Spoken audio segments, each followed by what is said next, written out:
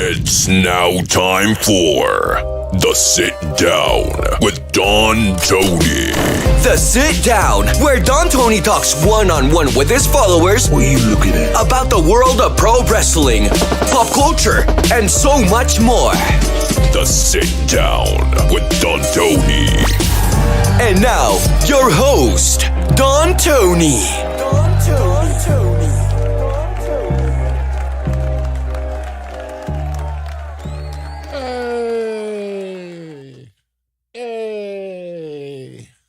Hey. How about that Styles Clash by AJ Styles on Rey Mysterio off the middle rope onto Kevin Owens? When that match finished, I was like, you know what, I could deal with AJ Styles versus Cody Rhodes at Backlash. I mean, whoever faces Cody right now is not winning the championship. AJ Styles versus Cody would be kind of, a Mark's dream, so to speak. I mean, it's not like they haven't faced before, but I think, you think of Bullet Club stuff, whatever. But then I forgot, we got LA Knight to deal with too. Do they dare do a three-way at Backlash? I hope not. Maybe Logan Paul could come out and cause LA Knight the loss next week. Maybe set that up. I don't know. Just brainstorming. I love brainstorming. Come on, you saw the thumbnail for today's show. I love being different, but I'm honest. Can't always be different if you don't feel different. There's a lot of things about WrestleMania leading up to it that my views were very similar to a lot of others out there. Sometimes my viewpoints differ a little bit. Sometimes I try to think outside the box. But the Jack Perry CM Punk footage that aired on AEW Dynamite Wednesday, it had me thinking. It really had me thinking long and hard. And every time I came to a conclusion, I asked myself, was it better that they aired the footage or they didn't air the footage? Every single time I came with the same answer.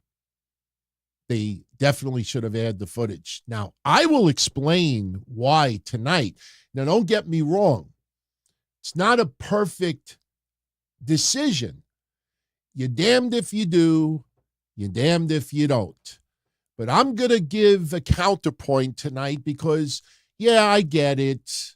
All the sheep out there will go along with the Bischoffs and the Cornettes and, whoever else you want to put in there, calling it a disaster, a train wreck, a huge fucking mistake.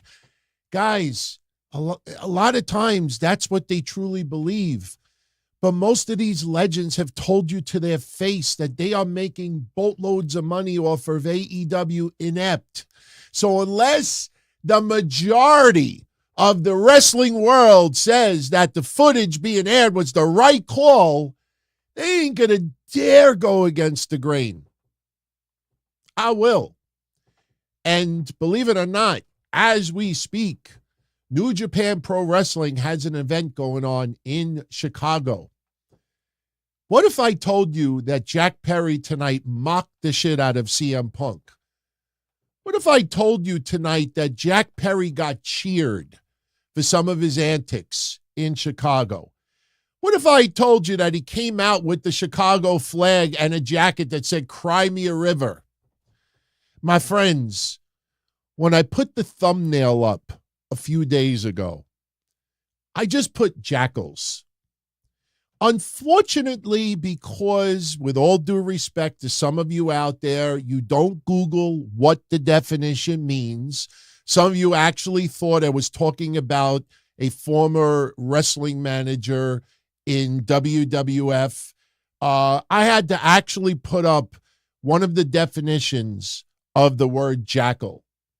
Jackal, noun, opportunist, one who seeks to profit using the behavior or difficulties of another. We have a bunch of jackals in AEW right now. And Jack Perry is at the top of that list. And he is an opportunist. He is profiting off of what is going on right now. And I got news for you. When I'm done giving you a little bit of an argument, some of you, I get it.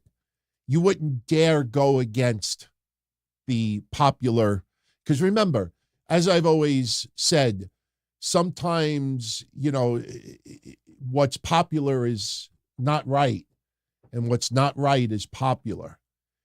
You give it a little bit of time, this is going to help Jack Perry's career big time, and make no mistake about it, I don't like Jack Perry. I think he's a jackass. I think he's a privileged little California, boy.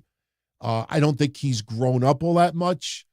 But as far as pro wrestling goes, he is taking chicken shit and turning it into chicken salad.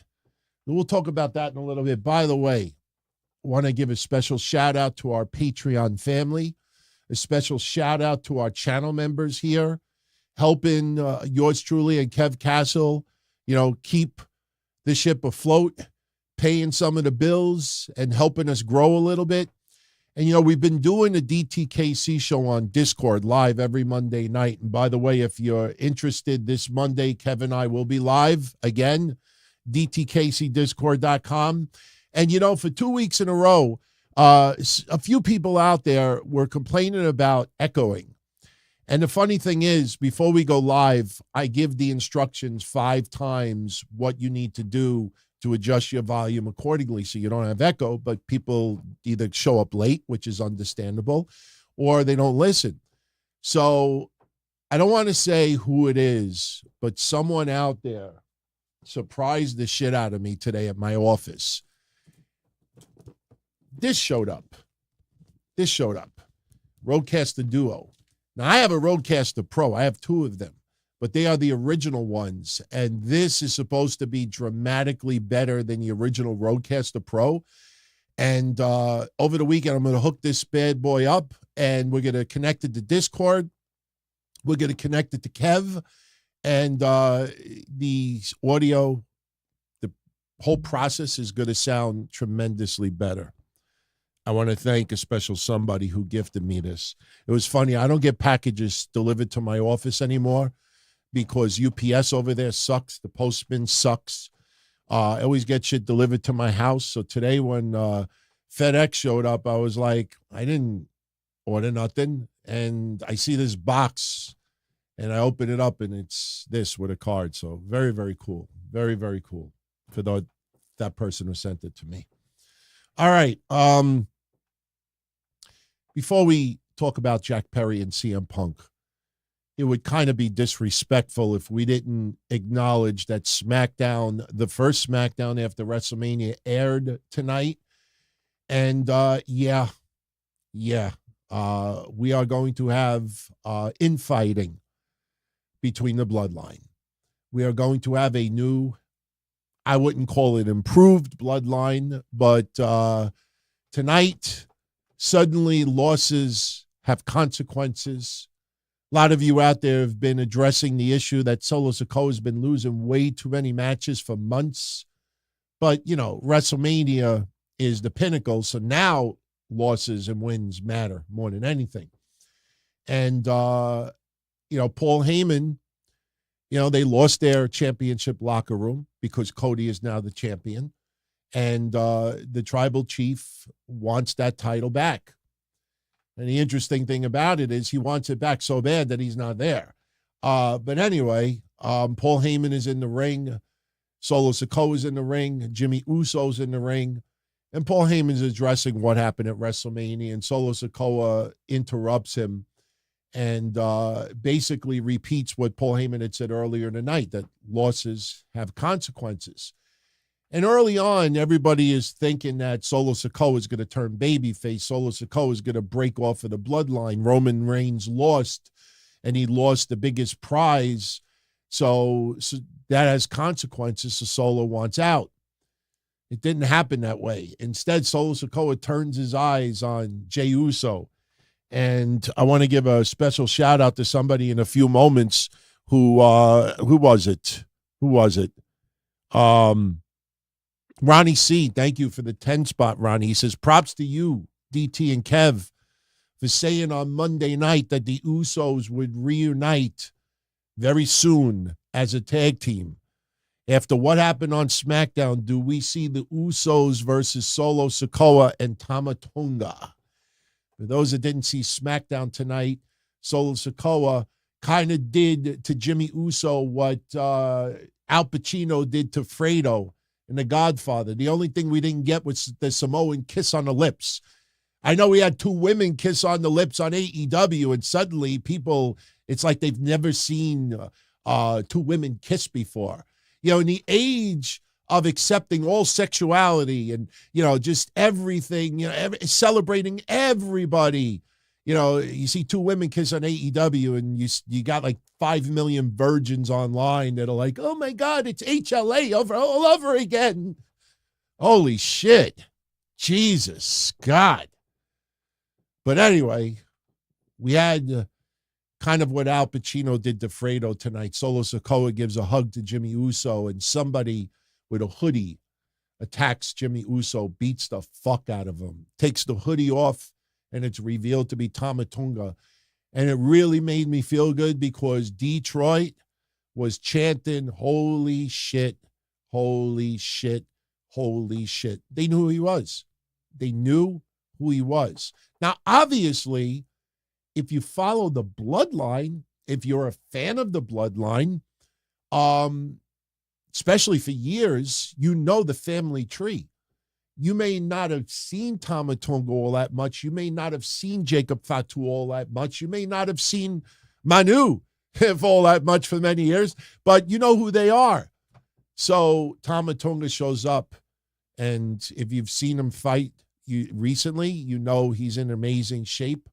He looked like he belonged. He put the one up in the air with Solo Sikoa, leaves Jimmy Uso laying, and as Jimmy is getting the shit knocked out of him, you hear yeet, yeet, yeet. Music to my ears, because the Usos need to reform. Jey Uso could still have some main event matches, but Jimmy Uso needs Jey Uso. And Kevin and I just had this conversation 4 days ago that the Usos are going to reform sooner than people expect. In fact, I was told late tonight that Jey Uso is taking on Solo Sikoa in a dark match tonight. And apparently what is supposed to go down is Tama Tonga is going to get involved, try to interfere with Jey Uso, and Jimmy Uso is going to make the save. And then you might have that little bit awkward stare down with Jimmy and Jey in the ring. Would they actually go that far and hug and kind of tease a reformation, or does Jimmy just walk off? I have no idea. I'm sure some people with their cell phones tonight are going to record it. We'll see if it goes down that way. If it doesn't, it doesn't. Rojo Bear, thank you for the 5 spot, Rojo Bear. When do I feel it's the right time to have Jacob Fatu debut in the WWE? When there's somebody besides Jimmy Uso to beat the shit out of.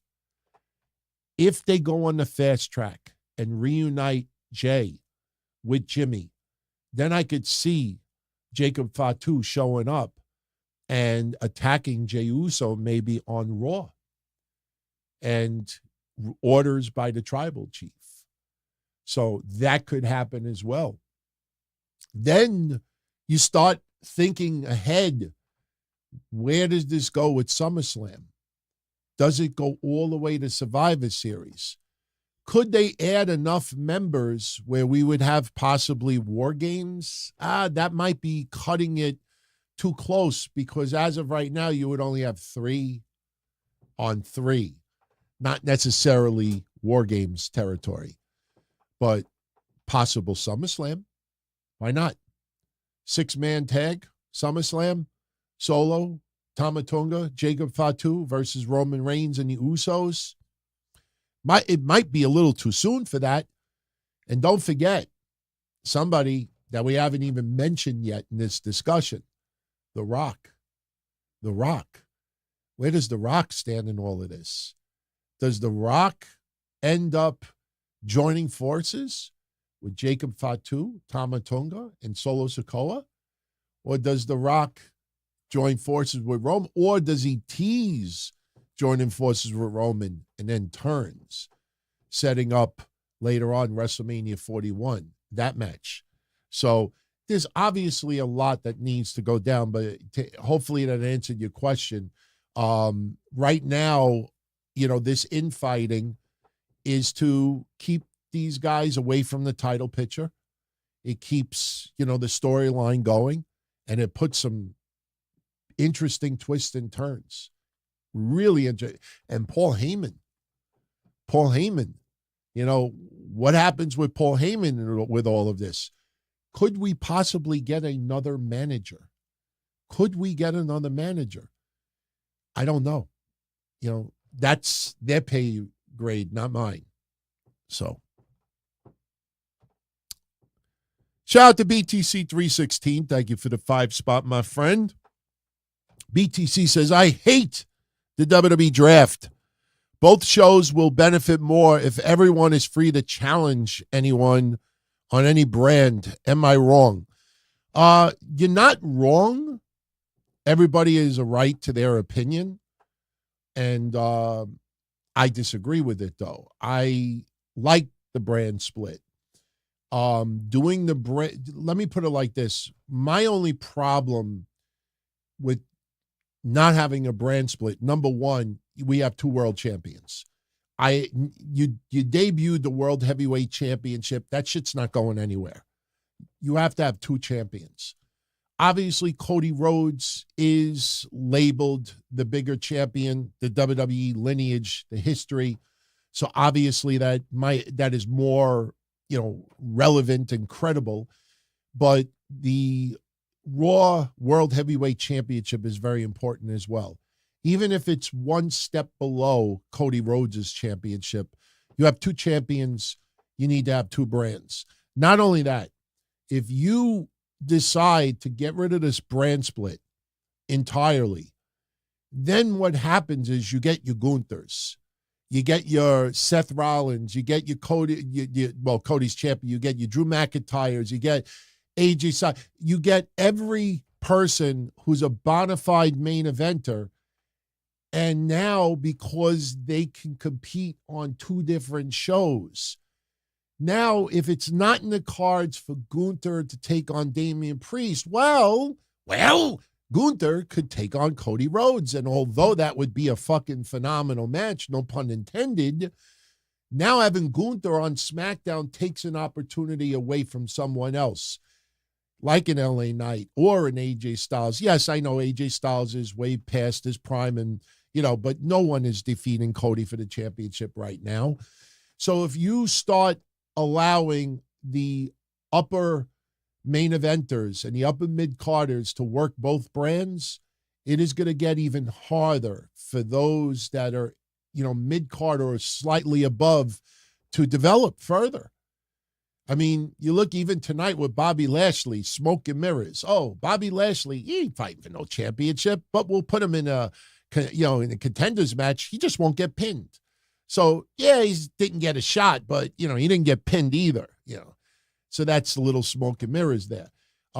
You start allowing those bigger stars to be on both brands, and it's going to be even harder for some people to break through, to not only get a shot, but to get a little momentum as well. So I kind of disagree with the idea of getting rid of the brand split. All right, the Jack Perry super shout-outs we will hold off on. Dream 101, I thought Randy was going to RKO Cody at the end. Yeah, I did too. I just feel it's too soon. It's too soon. Listen, Backlash is in France, I believe, and that's going to be a big money-making event. But, Backlash is in 3 weeks. Do you really want to rush Randy versus Cody within 3 weeks? You feel like you need a little bit of a breather. Backlash is the breather. It's the breather.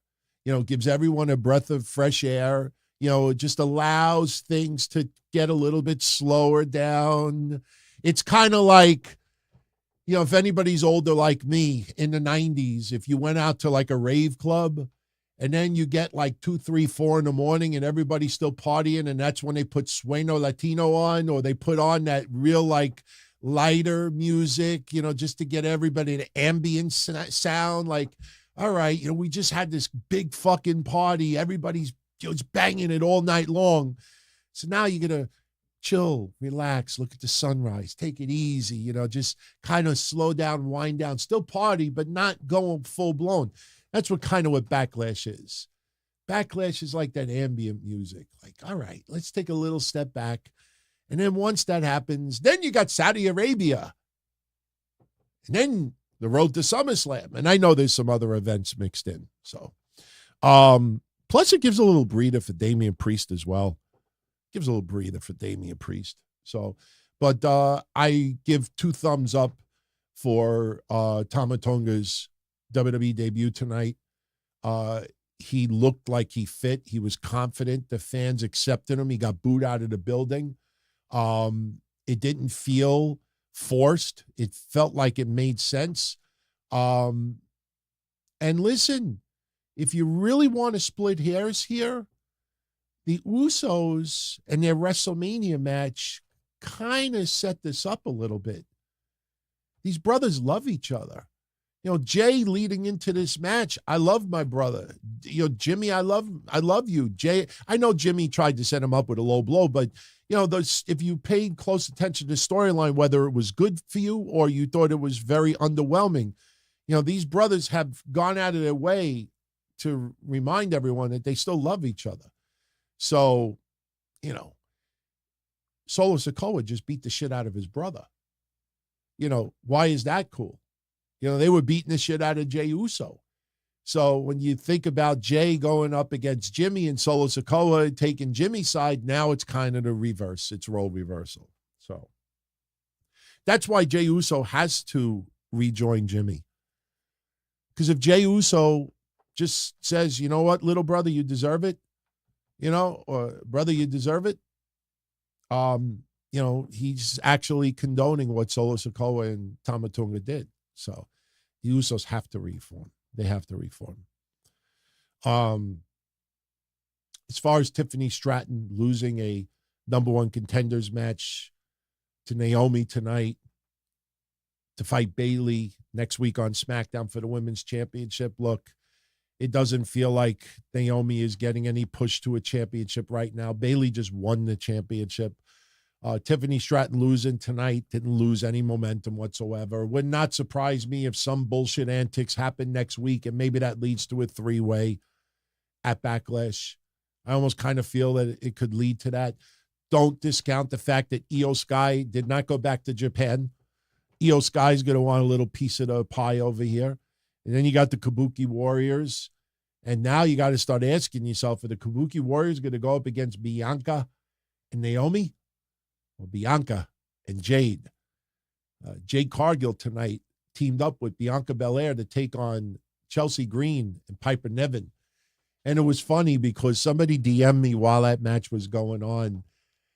Kevin and I had just said on Monday how we were complaining and reminiscing how Jimmy Smith, remember when we were talking Monday about Piper Niven, Doudrop, and we said that they kept putting her up against Bianca over and over and over again so Bianca could hit a KOD. And Monday I said it's still ringing in my ear, Jimmy Smith going, KOD, KOD. And then tonight we get Piper Niven and Bianca Belair going at it. I'm like, you can't make this shit up. But she didn't hit her with a KOD tonight during the match. Jade Cargill, unfortunately, squashes Chelsea Green again. I know a lot of you out there don't want Chelsea Green on SmackDown just because of Samantha Irvin's intro. Yeah, that could happen. But tonight was just to set up teasers for the draft. Chelsea Green and Piper Niven are not SmackDown stars yet. So tonight, just consider it a one-off, and that's it. Rojo Bear, with a little run-in. Thank you for the 5 spot. Old School Bloodline versus New Bloodline. I added that. Survivor Series, WarGames, Roman Reigns, Usos, and Sami Zayn versus Solo, Tama Tonga, Jacob Fatu, and The Rock.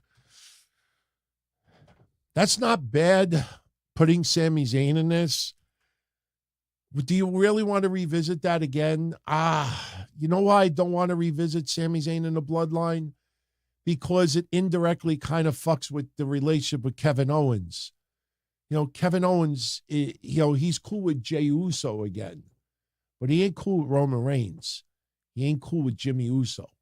He ain't cool, with those guys. So, you put Sami Zayn, my Us, doing that again, it kind of, you have to think one step ahead. That's why I think it kind of puts a little screwiness to the Kevin Owens friendship with Sami Zayn. So, we'll see. But listen, anything could fuck up. By then, Kevin Owens could be a heel, for all we know. Anything could happen. But that's not a bad idea. It's not a bad idea. If they're going to do war games, somebody needs to be added. Somebody has to be added.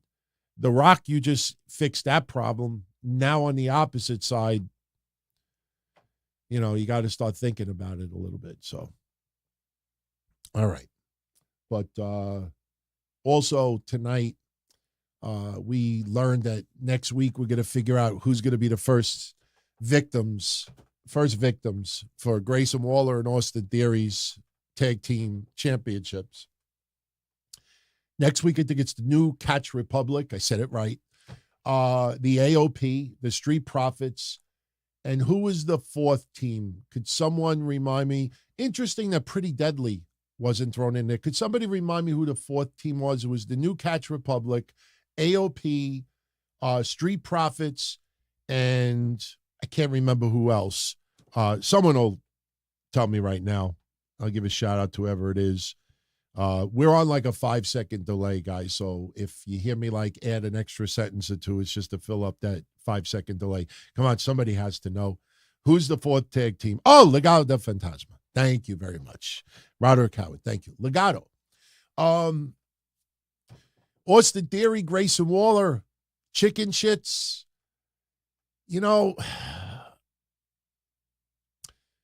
Kevin and I had just said on Monday about Cross and AOP kind of separating themselves a little bit. I don't like the pairing.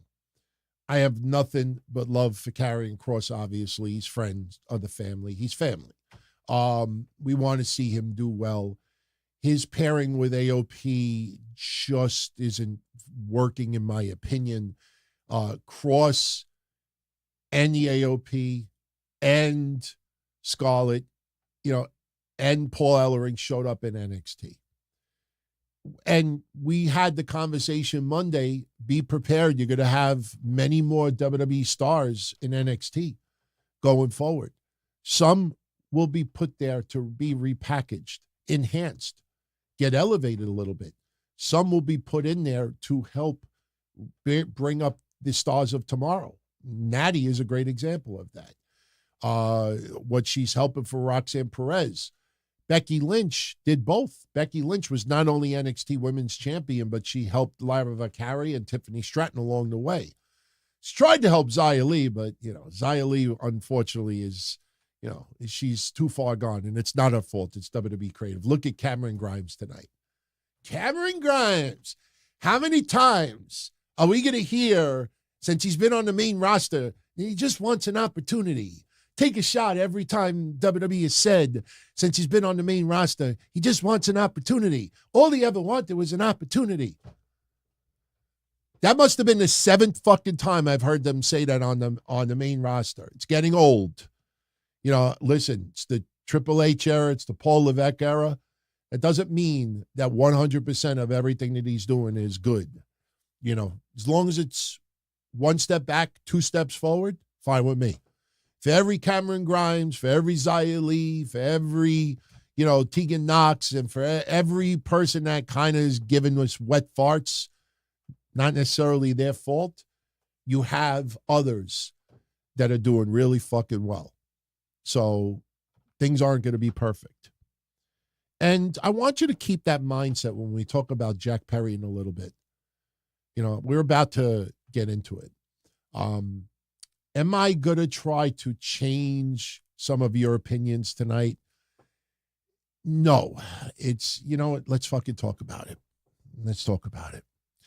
I am not here try to change anybody's opinions. If your opinion is changed about AEW airing the footage because of what I said and the counterpoints that I made, then great.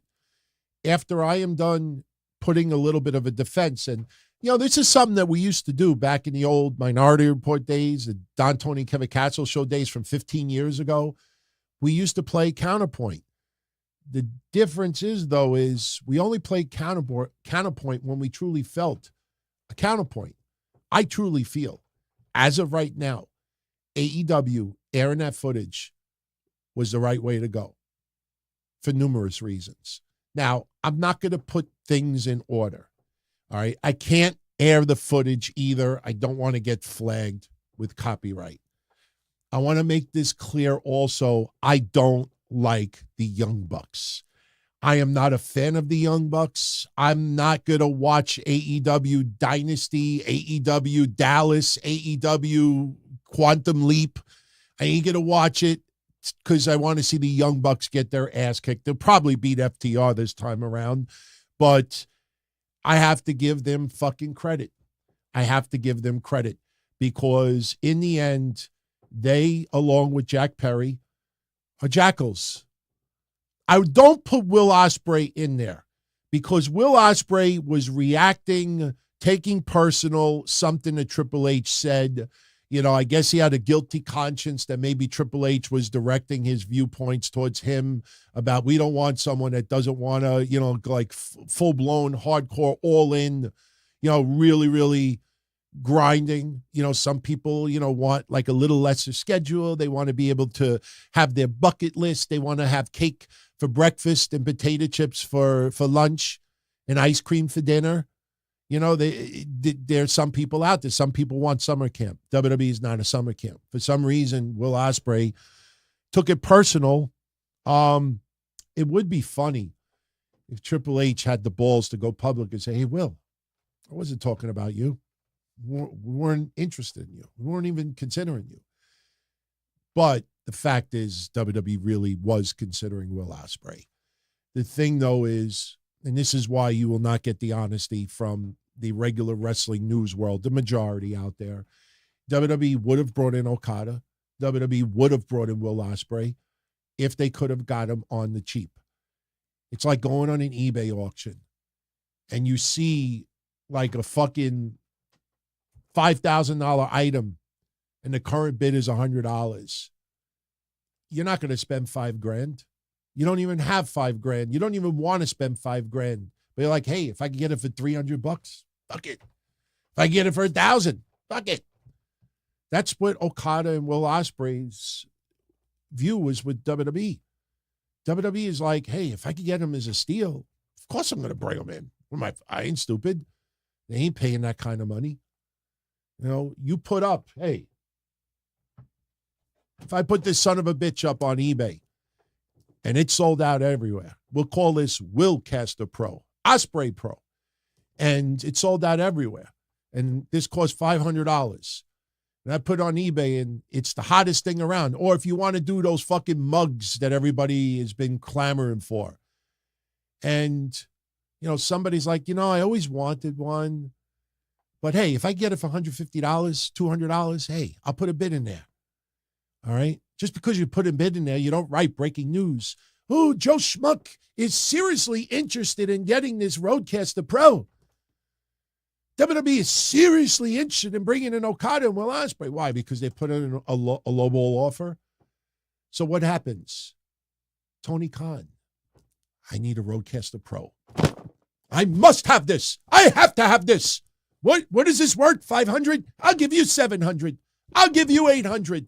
I'll even let you eat ice cream for breakfast. I'll let you go back to Japan 4 or 5 weeks at a time. I'll let you work 1 day a month. I got to have it. I need it. I must it.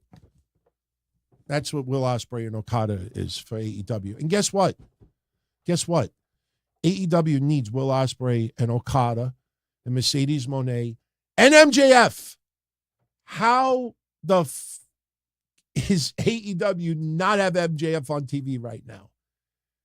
You look at CM Punk. Forget the Jack Perry stuff. Forget that CM Punk was even in AEW.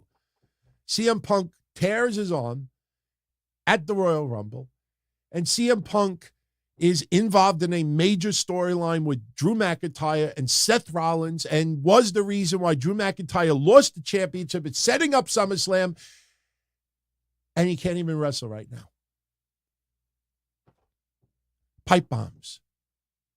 MJF. He's injured. It's his arm.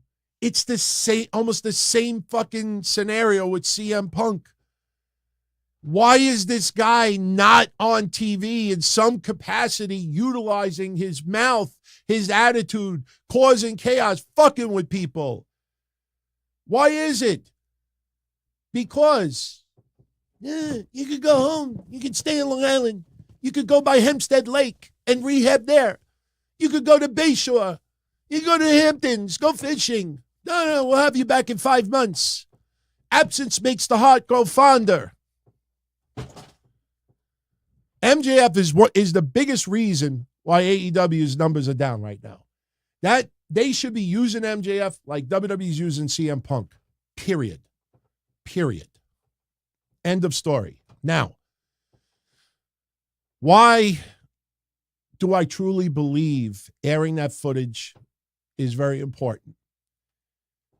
I'm going to give you counterpoint number one. Jack Perry is coming back to AEW. Jack Perry right now is becoming troll number one. Jack Perry is going to be back in AEW. He is trolling everyone, and he's doing such a good job at it that he's starting to get cheered. He's starting to be liked by people. He's such a shit. He's such a little shit. I want to fucking punch him in the mouth.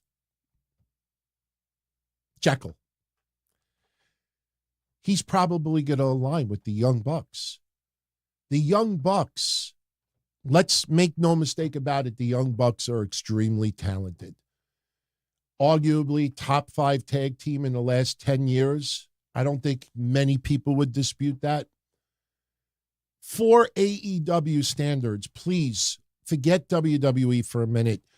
I know there are people out there that insist on making us feel like AEW is not on the level of WWE, but, you know, they're a strong number 2. Fuck that. Forget WWE right now. For AEW standards, for AEW's size, you know, I grew up, you know, and watching wrestling since 79. I became a rabid ECW fan in 1994. When it came out in 93, I heard about it, but it was Eastern Championship Wrestling. It was NWA Eastern Championship Wrestling. I didn't like it all that much. And then in 94, they started to get a little bit more extreme. And then we saw the Tasmaniac and Sabu and, you know, Paulie and the Public Enemy came in and Sandman changed his gimmick and Tommy Dreamer was no longer a goof. And, you know, the rest is history. It became my favorite company of all time. That's why I have that flag there. Pay respect and tribute for my favorite promotion of all time. Why do I say this? The number one reason why ECW is out of business is because it was a small company that got too big. And Paul Heyman didn't have the funds to keep it up. Tony Khan does have that funds. The problem is, though, is that Tony Khan is not bigger than Warner Media. And Warner Media could turn around and say, look, your ratings are just not good. We just, you know, we like you, Tony. We want wrestling. We this, but there's some point, and people cannot be in denial with that. You know, if you have a bad relationship and you're fighting all the time and you're not producing and you're not getting results and everybody else could see, you know, you two got problems over there. No. Everything is good. Everything is fine. And everybody else it's like, Tony, you got marriage problems right now. Tony, we all see it. No. Everything it couldn't be better than ever. Tony, sooner or later, you're going to come home and it's going to be like that Will Smith gif where he walks in the house and there's no furniture. And Tony Khan's going to be like, isn't there like an animated file of Tony Khan going like this? You know, is AEW in jeopardy of being dropped? No. They're going to get a new TV deal. Mercedes Moné helps that TV deal. Okada and other people help that deal. MJF, they bring him back. It helps that deal. You put a little controversy around Jack Perry. People want to tune in just to see that punk get his ass kicked. Some people would want to tune in to say, I want to see him get his ass kicked. I want to see him dropped on his head. I want to see, there are some people that do want to see that. So for AEW standards and Jack Perry coming back, getting this controversy, is helping Jack Perry. Here's another thing. Tonight in Chicago, they were chanting, "You got choked out." No, you didn't. You got choked out. No, you didn't. I saw the footage that they had on Dynamite. The footage is very grainy. After the match is over, as you see on your screen, Jack Perry walks to the back seat. You see Samoa Joe on the left getting psyched up. You see some producers. You see the referees. And, it's funny that Tony Khan is literally behind where that wall says "all in." And they can't hear that or even see that these two guys are having some words. I mean, nobody is like getting close to them like, hey, let's calm down a little bit. Come on, let's calm down. Nobody fucking did anything. That's the problem over here. So they had some words, and Jack Perry starts getting in CM Punk's face. What are you going to do about it? And CM Punk decides, hey, you know what? Fuck this. And CM Punk shoves him back a couple of times and grabs him, choked him a little bit, and then they got pulled apart. You see Jerry Lynn pulling CM Punk back, and here's the best one of them all. There is CM Punk being held back by Jerry Lynn, and he's yelling to Tony Khan, "You're a clown. I quit. I'm sick of this place. This is a circus." Now, was Tony Khan's life in jeopardy? I don't know. I mean, honestly, I know some people. Hopefully my neighbor doesn't get mad. Little headphone warning for everyone out there. I know some people that, if I just walk up to them and go, boom, they'll go, ah! Tony Khan, you threaten, I'll fucking, you don't even have to put your hands up. You could be one of those people that have no hands, no legs, no feet, no hands, no arms, no nothing. And you can go up to Cody Khan, I'll fucking kill you right. Ah! He might be a pussy. What Tony Khan feared for his life, everyone else would be like, I'll sue you. Go ahead, right here. You get the first shot. My eyes are closed. So maybe Tony Khan did fear for his life. One thing that came out of that footage, CM Punk did not lie. CM Punk did not lie.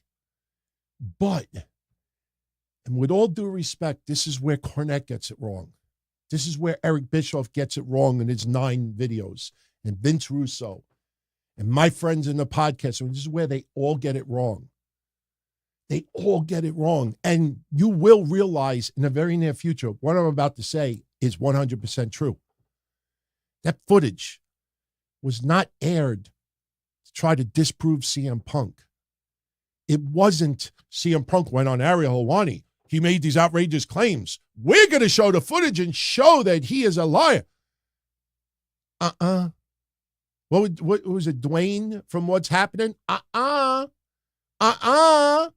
right, for those that aren't as old as me, Bianca Belair. It was never aired to prove CM Punk the liar. It was aired so people could see. Jack Perry did not get his ass kicked, did not get choked out. That Jack Perry was confronted by CM Punk, stood his ground, and even though Jack Perry deserved it, I will be the first one here. You deserved it. You deserved it. That was so everybody knows what really happened to Jack Perry. Jack Perry was fine. Jack Perry didn't have any black eyes, didn't have any busted lip, did not have anything. His beautiful hair, his scruffy wannabe beard, even those dumb $5 Ray-Bans, nothing got broken. Jack Perry was fine. So now, when Jack Perry returns, we've already seen the footage. We already know. Yeah, they had to push apart. Come on, this is wrestling. Arn Anderson fucking got stabbed with scissors, or this person had this fucking Joey Styles knocked out JBL. You know, like Chris Jericho, Brock Lesnar, push, grabbed him for 2 seconds. Jerry Lynn, that's enough. Jack Perry, nothing happened to him. So now you see the footage. Now, when Jack Perry returns, you don't have one person in that crowd that is inflating this to something that it's not. I hate to do this. I wasn't planning to do it, but I'll do it anyway.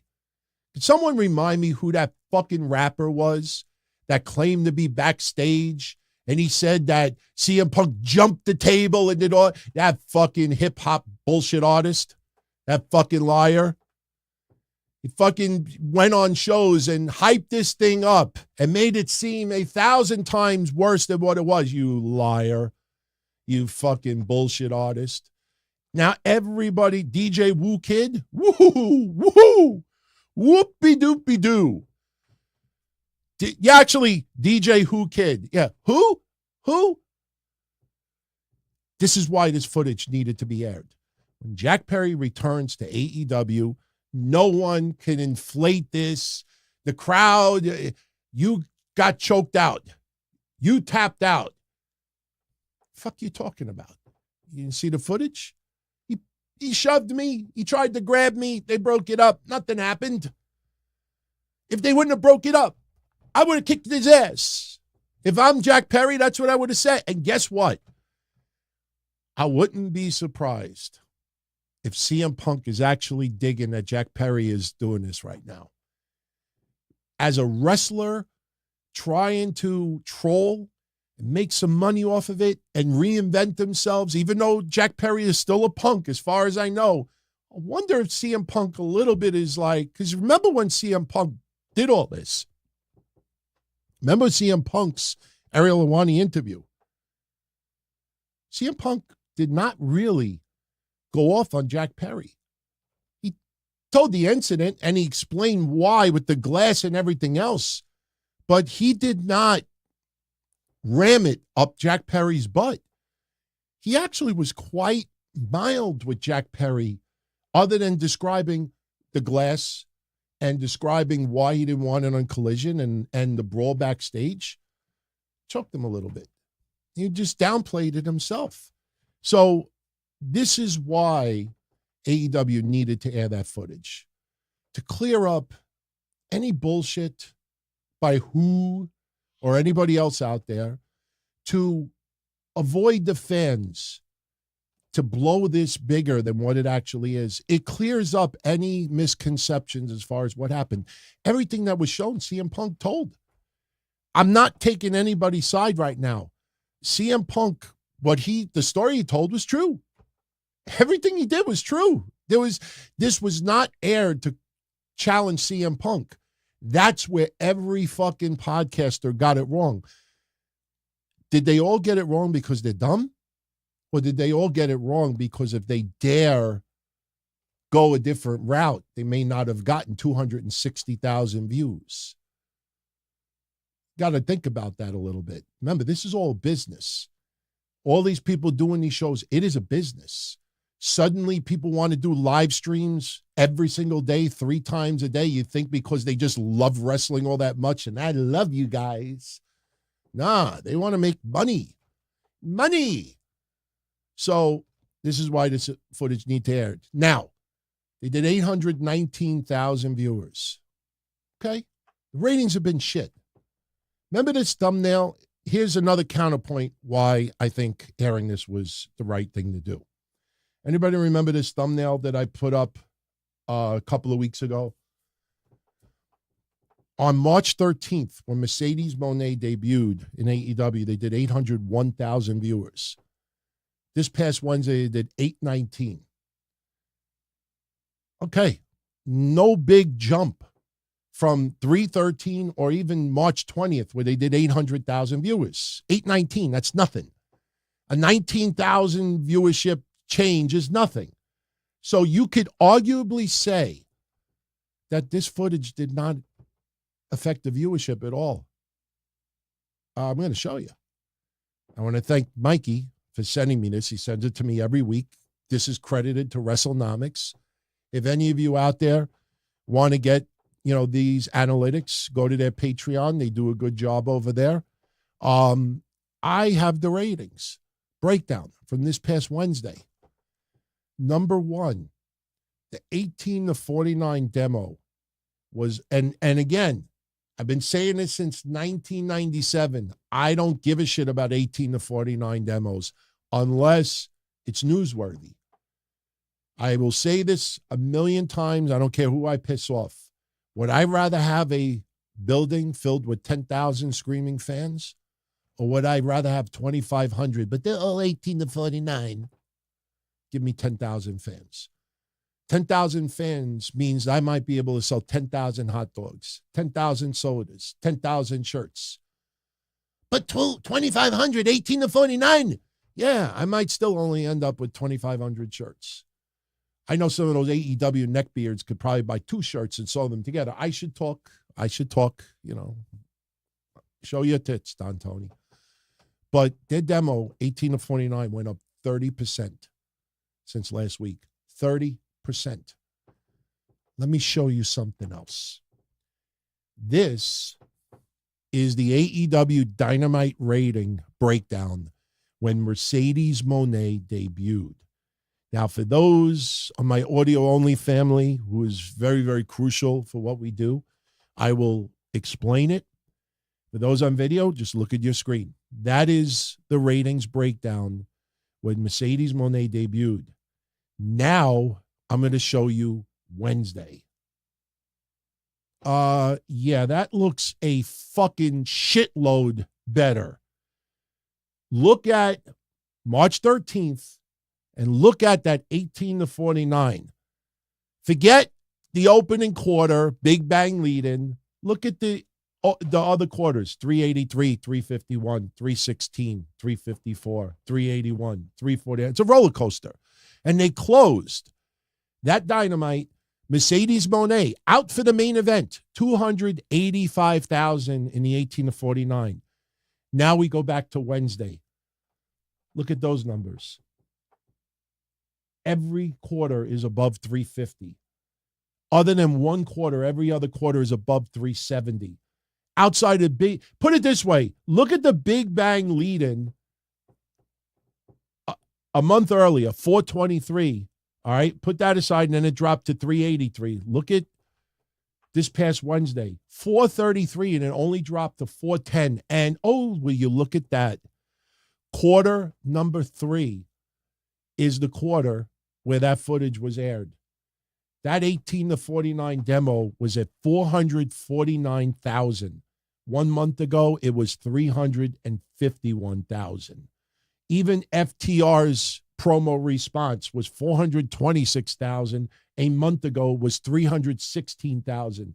Look at the ratings after that. By the way, outside of Big Bang lead-in, the Young Bucks and that footage was the highest quarter of the entire night. Look at the breakdown for the quarters. This is a very consistent show. Focus on the 18-49 from a month ago. Almost every quarter, with the exception of 2, are below the average rating. Now look at Wednesday. Every quarter is above the average. For all of you out there that bring up 18-49 every goddamn week, 18-49. For all of you out there, even the podcasters and the journalists and all the people with the numbers that always bring up 18-49, you look at that compared to before, and you say to me, that's not a success? In 1 week, that's not a success? Everybody could have turned that son of a bitch off. They could have been so upset, like, oh, AEW is so goddamn desperate This is bullshit. This is stupid. I'm not going to watch the rest of the night. Look at that rating for the rest of the night for an hour and 30 minutes. It's consistent. It's consistent. And it's up 30% from the prior week. So for all of those people out there, especially those Hall of Famers that have podcasts that are making fun of the rating this week, enjoy your 377,000 views. Enjoy that $119 of ad revenue. Enjoy it. Because sooner or later, people are going to look at shit like this and they're going to figure it out. So, Jungle Boy Jack Perry is returning. They want to clear up the incident. They want everybody to see what happened. This was not aired to call CM Punk a liar. Now Jack Perry is trolling. Jack Perry did this tonight. Jack Perry tried to do the go to sleep tonight. Jack Perry came out with the Chicago flag tonight. Jack Perry came out with Cry Me a River. Am I a Jack Perry fan? No. No, I'm not. I want everybody to understand that. I'm not one of these people online that suddenly could be like, wow, Jack Perry, he's so fucking cool right now. Man, he's turning into a badass. This is fucking great. I don't like Jack Perry. Just profiting off of this is smart. AEW airing that footage, in the end, is smart. It created a shitload of buzz. It created controversy. And not only that, this guy got cheered in Chicago tonight, or Illinois, wherever they went. He got cheered. Cheered. He trolled the fans so good that he didn't get blown out of the building cheers, but you could hear it. This guy is going to take chicken shit and turn it into chicken salad. So, I'm not a fan of the Young Bucks. Not a fan of Jack Perry. This is not going to get me to watch AEW every single week on a regular basis. But for anyone out there to turn around and call this desperation, stupid, asinine, moronic, lame attempt to call CM Punk a liar, it's none of that. AEW is this big. AEW is this big compared to WWE. AEW needs to stay in their lane. Staying in their lane with Okada and the Young Bucks and Samoa Joe and Swerve Strickland and a veteran Adam Copeland and a veteran Christian Cage and all the spot monkeys, and everything else they do. And the smoke and mirrors with the women's division mixed in with some legitimate stars. If they stay in their lane and you keep AEW in this perspective instead of insisting that they're this big, when Jack Perry comes back, even if he averages 50,000 more viewers, 30,000 more viewers, even if it stays steady, it's a success for AEW level. This is not going to be a WWE level, return, character, storyline, pay-per-views, ratings. It's not.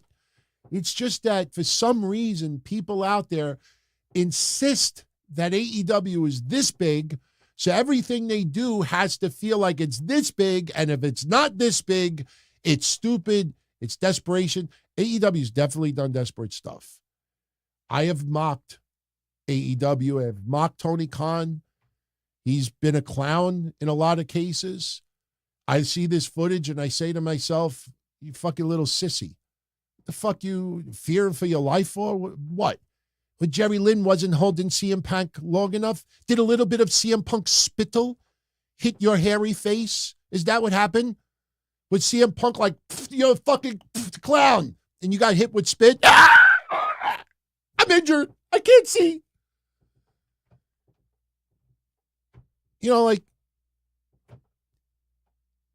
It's simple.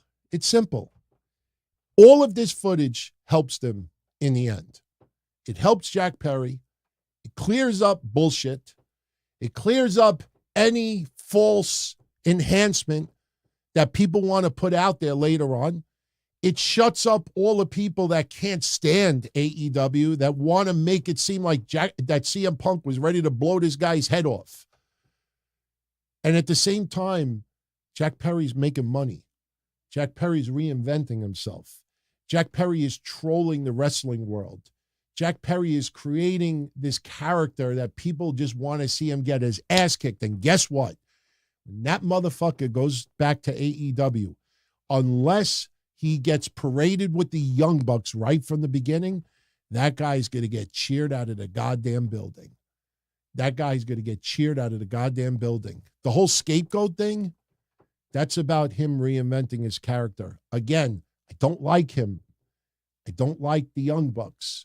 But in the end, for AEW, this is all helping. This is helping. You watch.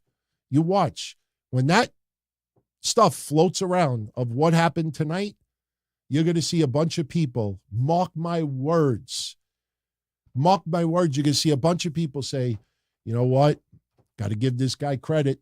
You know, he's taking this and he's running with it. Hey, he's trying to make some money out of this. He's trying to reinvent himself. And people are going to start saying, you know what? That guy keeps doing what he's doing. He's going to be public enemy number one. He's going to be hated. He's going to get heat. And that's exactly what they want. That's exactly what they want. That is my unprofessional closing argument for that.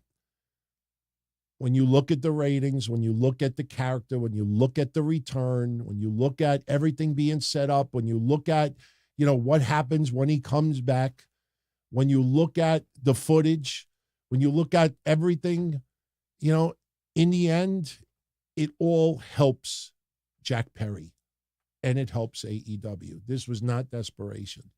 This was not desperation. All right. We'll see what happens. And listen, if you disagree with me, I totally respect it. If you disagree with me because you truthfully believe that I am wrong, I totally respect it. If you disagree with me because you want to go in line with the Busted Opens and the Bully Rays and the Jim Cornettes and the Eric Bischoffs and the Vince Russos and all my podcasting friends, if you want to fall in line with all of them because they're all saying the same thing, go ahead. Go ahead. Brian Hunt, thank you for the $4.99. With everything going on in the women's divisions, WWE and AEW, where do I think Camille fits best? Absolutely in AEW. Absolutely in AEW. Because the women's division needs at least another 5 women. Needs another 5 women. I like Anna Jay. I like Sky Blue. No. You know, like if your go-to over and over again is Sky Blue and Anna Jay, and I know what people are going to say, oh, what about Toni Storm? Oh, what about Ruby Soho? Oh, what about Athena? Oh, what about Billy Starks? You could tell perception on TV who is legitimately getting pushed and treated like a bona fide superstar in AEW. And then you could see those that are just filling that quota. So a certain wrestling demographic out there who is a hardcore AEW fan doesn't complain. See, I know there's a lot of people out there that say that AEW just wants to satisfy the marks. That's fine if you feel that way. That's fine. But let me say that again. AEW wants to satisfy the marks. You will get enough marks. It'll be like, oh, the women don't get enough push. You know, 6 months are going to go by. You know what's going to happen in 6 months? Outside of Forbidden Door, you're going to get the AEW hardcore fans that are going to say, what happened to this global movement? What happened to AEW women that Mercedes was going to take this global? You watch. And then suddenly, Willow Nightingale will show up in Japan. And Ruby will show up in Japan. And that's how you play the game. When you start seeing that fans, hardcore AEW fans are there for some of the women more than some of the men, that's when you break through. With Mercedes Moné there, they've added an extra women's segment the last couple of weeks. That's a start. That's a start. But in the end, you could feel who really is getting pushed and who isn't. So I say they need 5 more women. Deonna Purrazzo was great, but look what happened. She had the feud with Toni Storm, and now people are like, oh, what should I do? What should we do? What should we do? What? Look at Deonna Purrazzo. Doesn't it feel like she got lost in the shuffle like that? And Mercedes Moné, remember what I said when she debuted? If you're the CEO, you want the penthouse, not the basement. Why didn't she come out there and cut a promo and say, I'm the CEO and I want gold. I want all those championships. Please don't say to me, well, TBS title. She should have immediately called out Toni Storm. She should have immediately called out every women's champion there. Put all the champions on notice. I'm Mercedes Moné, goddammit. I'm the CEO. Not, I have unfinished business with Willow. Who cares about that? Because she got injured. So you add a Camille, you add another 1-2 women, and then you start getting a little variety where you don't have to have every single person fighting for a championship, and there's some strong feuds. AEW's devalued their titles. That's one of their biggest problems, besides MJF not being on TV. They devalued their titles. There are so many titles. If somebody wins, all right, you look at Mark Briscoe. Of course, that's a special, beautiful moment. But, outside of that, like, what other champions? Swerve Strickland. Oh, first black AEW heavyweight champion. That's fucking great. That's cool. I want Swerve Strickland. He should have won that title in January. But we should not feel that the titles are very special wins because there's a special circumstance around it. Somebody lost their brother. Somebody else's brother finished their story. This person is the first black this. This person is the first gay this. This person is the first this. How's about somebody wins a fucking title and it feels big? It feels big. They have devalued their titles because there's so many of them.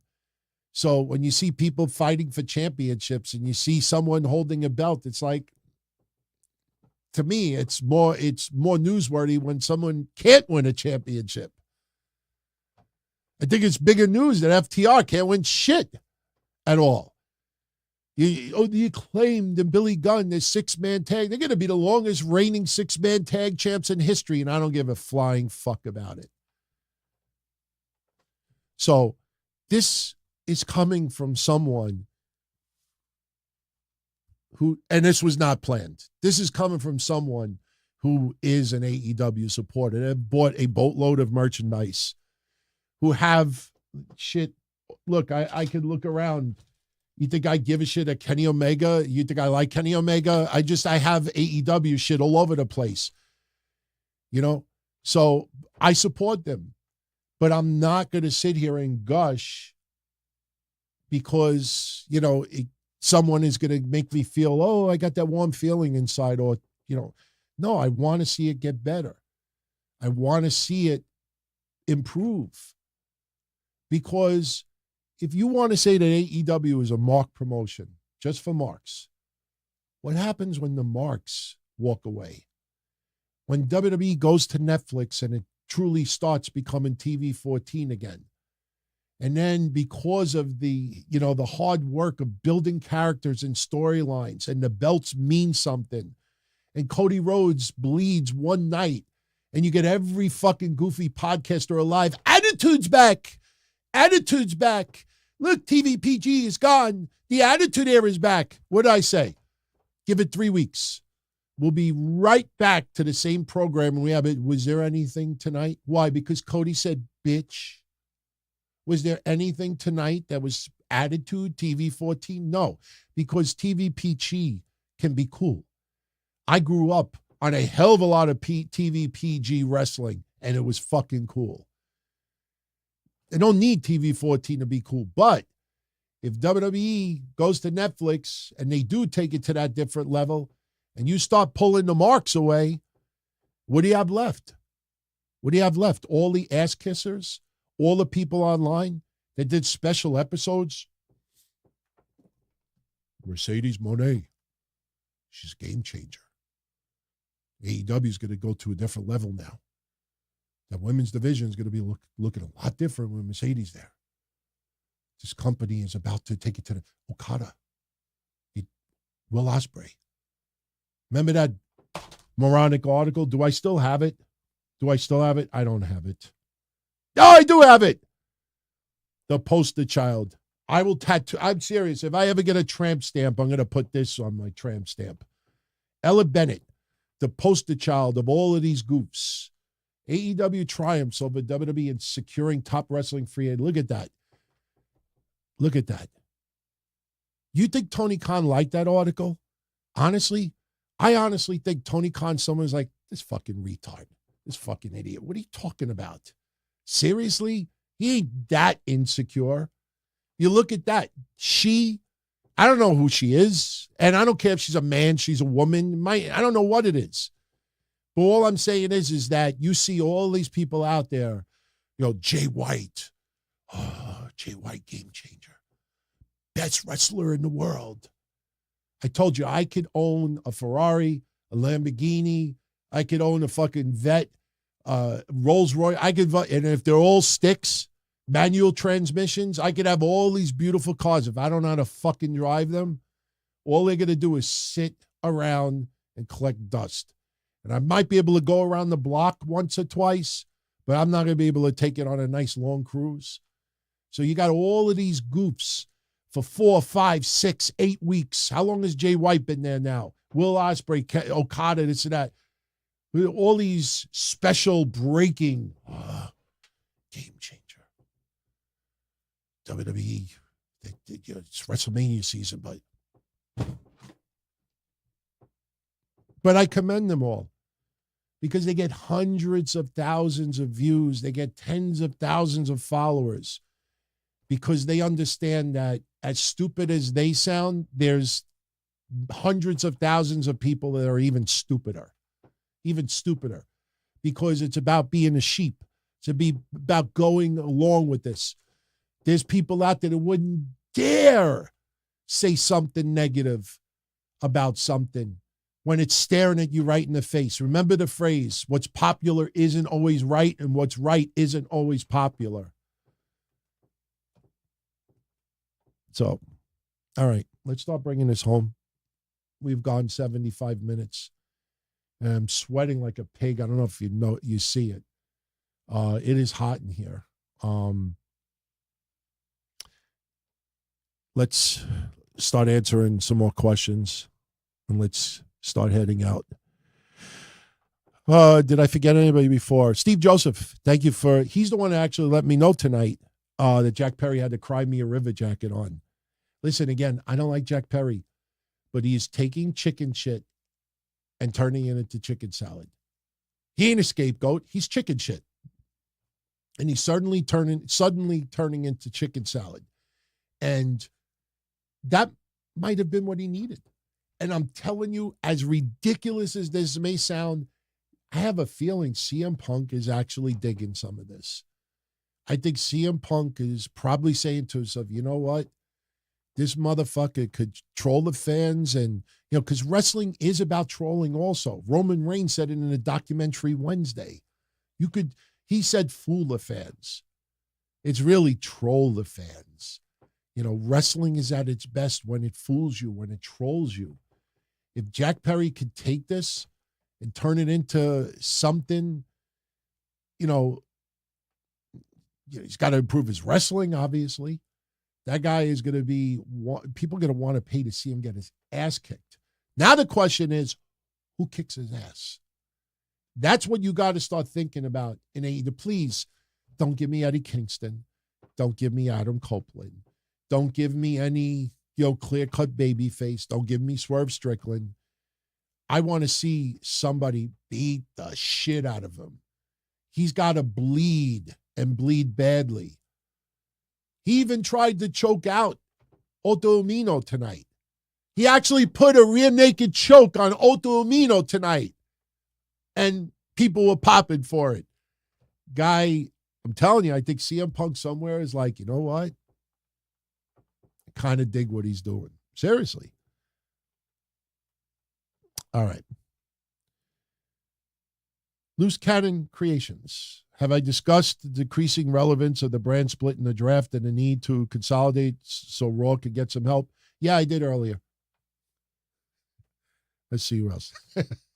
I'm trolling Loose Cannon right now. He actually asked that question in the comment section. I told him, I said, remind me tonight to bring it up. I'll add to what I said earlier so people don't hear a repeat of what I said. Raw doesn't need to combine with SmackDown. Now, what I did say earlier, and I have to say this part about it, is if you combine the brands where there's no longer a roster split, then you're going to have the heavyweights and the clear-cut main eventers. They're going to fill up all of the championship opportunities. Because, like I said, I brought up Gunther earlier. Gunther could then fight Cody Rhodes. And although a great fucking match should be a headline, a premium live event, Gunther taking on Cody when Gunther is on Raw means that someone on SmackDown is losing an opportunity. Right now, Cody ain't losing that championship. So anybody you put up against Cody, it's a losing cause. Yeah, I don't want LA Knight to beat AJ Styles next week. I want to see either AJ Styles win or let it be a three-way. Period. Because I don't want LA Knight, his first two championship opportunities were Roman Reigns and Cody Rhodes. Very, very high caliber opponents. But guess what? He's getting title shots when he has no shot. Does that make sense? I don't want LA Knight getting title shots when he has no shot. I want Logan Paul to fuck with him next week and let AJ get it. Because AJ will put on a great fucking match with Cody. We know the outcome already. LA Knight could possibly win the United States Championship from Logan Paul. So I want the rosters to remain split because it forces you to force someone to turn it up a notch. You look at the Usos when they won the undisputed WWE Tag Team Championships. By them winning it, it put a stranglehold on every tag team in the WWE. Every tag team for the last 2 years pretty much had no shot of becoming a champion. None. And you wonder why the tag team division in the WWE sucks for the most part? I mean, there's some very, very talented wrestlers. Unfortunately, DIY. I don't care. And I should. New Czech Republic, New Catch Republic. Sounds like a sneaker company.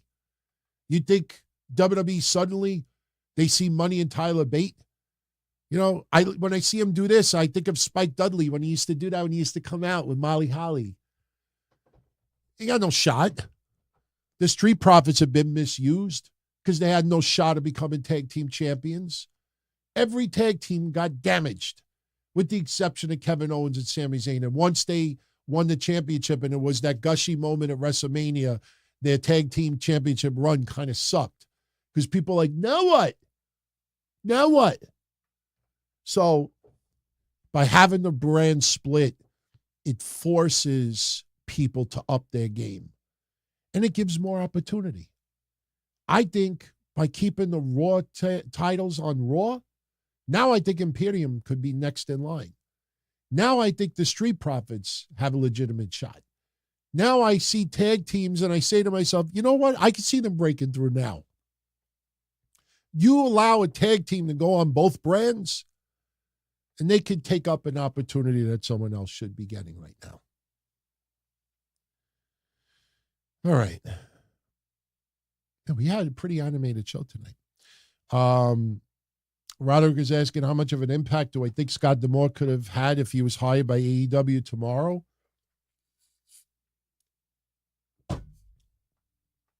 Jennifer Pepperman.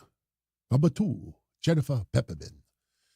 The woman that was supposed to change the women's division, The who was the for The Rock? Who's the writer?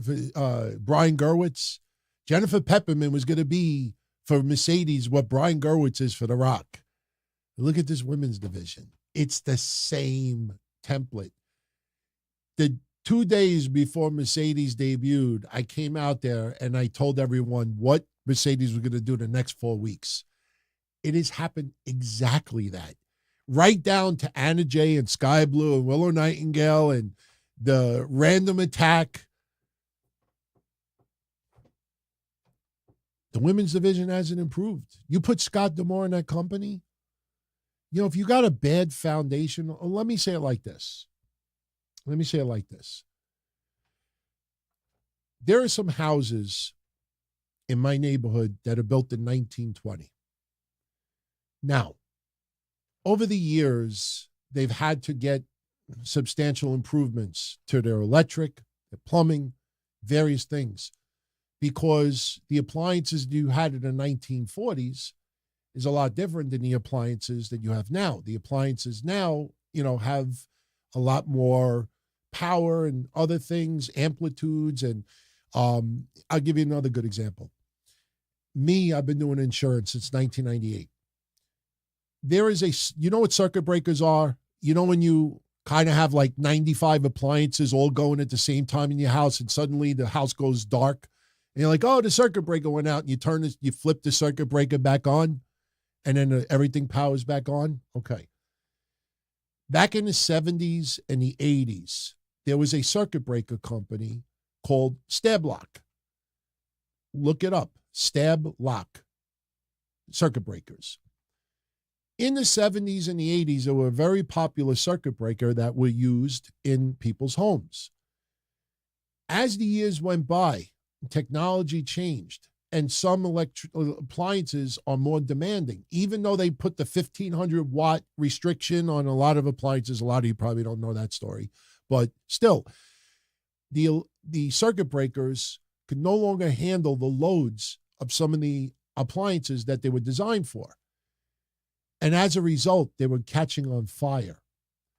And it became newsworthy several years ago that Stab Lock circuit breakers were now banned in all homes. And whenever you got homeowners insurance, one of the first things that a home insurance company would do is look at your circuit breakers. If you had Stab Locks, you would be forced to replace them or else your insurance would be dropped, because your house is a serious risk of catching on fire, having damage from faulty circuit breakers. So Stab Locks are pretty much non-existent anymore. Now, here's where it gets to Scott D'Amore. If you have a house that's filled with Stab Lock circuit breakers, and you put in this awesome appliance, Scott D'Amore. Honey, look what I brought home. Scott D'Amore. It's all in one. Scott could do this. He could run our computer, air our TV, cook our food, warm up our house, do all these things. Scott D'Amore can improve everything. Yeah, he might be able to do a little bit. Then what happens sooner or later? The Stab Lock circuit breakers will be like, I don't think so, Scott. And then you realize no matter what you bring into that house, if you don't fucking fix those Stab Locks, sooner or later that son of a bitch is going on fire. And it doesn't decrease the hazard. You might have beautiful things in your house, but if the foundation is all fucked up, honey, we got mold.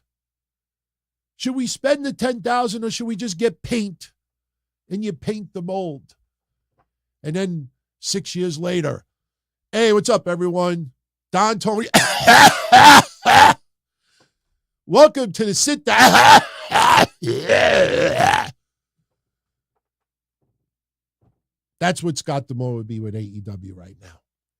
Might be able to do a little, but if that foundation is still fucked up, that mindset is still fucked up. Honey, we got rust. Just put the couch in front of it. Honey, we got ants. Just put a rug on the floor. You do that enough times, Scott D'Amore ain't gonna fucking fix shit. I wish somebody could get this to Scott D'Amore. I think he would get a kick out of it. Me and Scott, we haven't chatted much online over the years, but we've kind of crossed the path once or twice. I'm a fan of his. Became a late fan of his, and I think he kind of finds my stuff okay. But hopefully that answered your question. This has been a fun show. This was a fun show. I thank you, OTS Tribal Queen. I thank you all for the kind words. Let's keep it going, though, a little bit longer. I'm looking. Loose Cannon. I answered you already, man. I'll get back to yours. Benjamin, if AEW wanted to air the footage to clear the air, it should have been aired months ago. Why? Why do it months ago? Before Jack Perry could build this character and start trolling and get his feet wet in New Japan and give this impression that he tore up the AEW contract, and then the Elite bring him in against Tony Khan's wishes, and then maybe MJF. MJF. Bring back that motherfucker. MJF beat the shit out of Jack Perry. I'm throwing it out there right now. You bring Jack Perry back, you bring MJF back, and you have those two guys go at it. Telling you. I'm not this rah-rah guy for AEW. Don't mix it up. I'm just trying to throw out ideas. It is very easy. And I support all those podcasters I said before. But it is so easy to just bring up all the negative shit and bash. I was proved right. You see, AEW's fucked up. Yeah, that's nice and everything. How's about putting some solutions? Very easy to keep calling out the negative. This sucked. This is stupid. Tony, what the fuck? Tony. Blah. They never give you a solution. They never even give you ideas. You know what they'll say? If Tony wants my help, I'll be more than happy to help. Hey, Tony, you have my number on your speed dial. You want my help? I'm here for you. Without naming names, you even have people on Busted Open. If Tony or AEW wanted me to help, you ever notice they never fucking offer any suggestions online? It's very easy to say, if he wants my help, he could call me. Meanwhile, when the show's over, I hope he doesn't call me. I don't know what the fuck to do. I don't know what to do. They never, ever give you solutions. It's very easy to say, that sucked.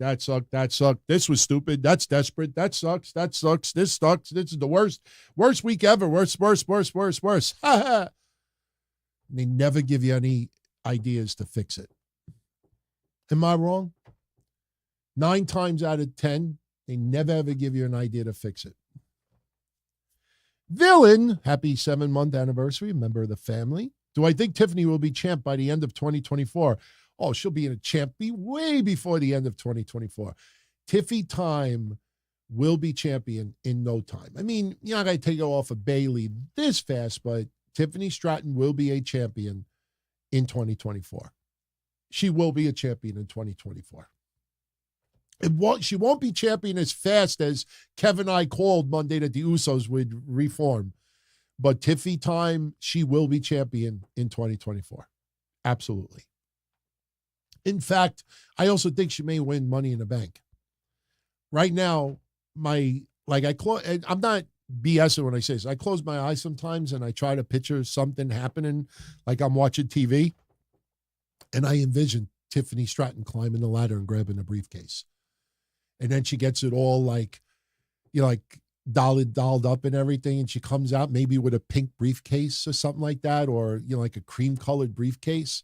I'm telling you, I think Tiffy Time is going to win the briefcase and she's going to doll it up and she's going to have her own pretty little briefcase. Tristan, one of my thoughts on John Cena's Howard Stern interview, do I think the backlash he got was justified? Well, we did cover it a few weeks ago. John Cena still showing his support for Vince McMahon. I'll summarize it with something I've said before. We don't know what we don't know. Vince McMahon is a pig. Vince McMahon might be a sex addict. Vince McMahon has used his money and power to get laid, to take advantage of people. No question. I don't know if he has committed crimes. In my gut, I do believe that he abused Rita Chatterton. I'm not sure if it went down the way that it did. I think he definitely played her. You know, when I don't want to revisit the whole thing, but when she thought that she was going to be on a cover of was it Time magazine or something like that, or she was going to be like this big, I mean, when someone's that young and naive, I guess, you could get played. I just can't picture him using the word that rhymes with grape on anybody. So it's disturbing to think that he did that.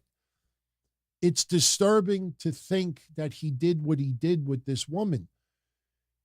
But I have seen enough weird movies, from Eyes Wide Shut to some odd XPW porn movies. I've told this story so many times over the years. When I started doing some work for XPW in 2002, I'll never forget it. That guy Slash that I used to be friends with, I was over his house one day in Baldwin, Long Island, and he said, do you ever see, I don't want to name any of the women that were there at the time, but he was like, you ever see her work? And me, like an idiot, I thought he meant their valet or managerial work. I'm like, no, I never seen it. And they're like, yeah, I got some tapes. And I open it up, and it's some wild fetish shit. One of them getting peed on, one of them getting this, and there are weird people out there that get aroused by some wild, weird shit. I don't know if Vince found a fucking freak. I don't know if he found 70 Shades of Grey. I don't know if this was fantasy that just turned obsessive into some criminal thing. I don't know. And the reason why I say all that is, if I wonder, could you imagine John Cena, who cares about this guy almost like a father? Like, you just refuse to believe that somebody you love that hard could do that. Just like certain wrestlers who were like this with Chris Benoit. They are convinced it was steroids. They are convinced it was concussions. They were like this. Do you remember the 4 or 5 hour episode we did the night that we found out that Chris Benoit murdered his family? We started the show paying tribute to him. We finished the show spitting on him. But one scenario we kept saying over and over again is his marriage with Nancy was very, very unstable, was very, very rocky. There were divorce papers, submitted. They were separated. There was incidents. And she was very, very, she could, how do I say this the right way? She wanted to make you feel this big, she could. She didn't deserve to be murdered, and their son. But, when we think about that night, we don't know what happened. We don't know if it's steroids. We don't know if it's alcohol. We don't know if it's drugs. We don't know if it's concussions. We don't know if it was just a woman telling her husband, I'm taking my son. I'm taking everything from you. I'm going to expose to the world the sick person you are, this and that. And he snapped. I don't know. Whatever happened that night, they didn't deserve. Nancy and her son did not deserve what happened. My point is, there are people out there who loved Chris Benoit, that were friends and close with him, who refused to accept that this guy was capable of doing what he did. I could only imagine what the Benoit family feels to this day. Trying to, they wish that they had the answer, that, maybe his brain was, mush. You will never know the answer. So for Vince and John Cena, it's not going to be, again, what's popular isn't right, sometimes right, and what's right is not popular. For John Cena to have that kind of love and affection for that guy, do you just disown the person? Do you show support and hopefully they get help? You know what I mean? I don't know anybody that's done what Vince has done. I don't know anybody. So I don't know how I would react. How would you react if your father was alleged of doing some of that stuff? Would you turn around and disown your father and never ever speak to him ever again? But if you truly loved your father that much, would you want to try to help him get treatment? Would you try to get the truth? If your father said to you, I didn't do this, would you call him a liar because 99% of the internet says that? Or would you believe him? So that's why I can't rip John Cena that hard, because I've never been in that position, so I don't know how I would react.